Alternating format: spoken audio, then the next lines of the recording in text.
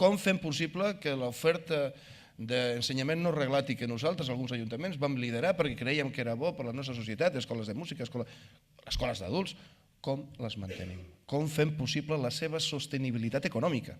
Nosaltres som govern, i som govern, i volem continuar sent govern, sentir-nos que som govern, que som corresponsables, però això no significa que siguem súbdits d'un altre govern, ni d'aquí ni d'allà. Els ajuntaments no hem estat generadors de dèficit, i no representem més del 4% del deute públic de tot el conjunt de l'Estat, doncs volem continuar mantenint aquest rigor econòmic i per tant no volem entrar en dèficit, que segurament molts entraran.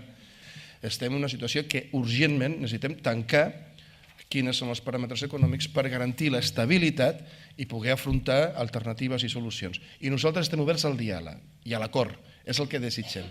Aquí haig de començar demanant disculpes, però unes disculpes raonades, perquè sé que nosaltres, tot i que formalment el conveni que s'havia signat deia, d'acord amb les disponibilitats pressupostàries i parlava d'una xifra pel manteniment de les llars d'infants, doncs vau ser víctimes, hem sigut tots víctimes de decisions en cadena. Amb la llei d'educació a la mà, i soc aquí, amb la conjuntura o nou escenari econòmic actual. Per tant, primer partim del marc competencial.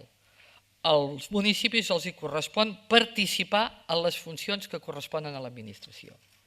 I aquesta participació no és la determinació, és la participació i vol dir compartir. Procurarem i intentarem al màxim poder mantenir a juny el mòdul que hem establert aquest setembre.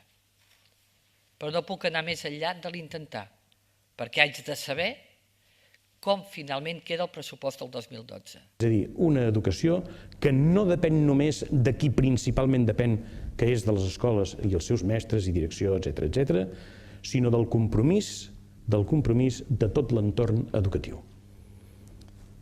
Aquella cèlebre frase que quasi ja no s'ha de repetir és tota la tríbula que educa. I si no és tota la tríbula que educa, no s'educa bé. Però aquest és el servei social únic en el qual tothom hi té dret i tothom hi té deure. I l'únic que està utilitzat per tothom per al qual està pensat. I això fa aquesta eina, diguem-ne, central.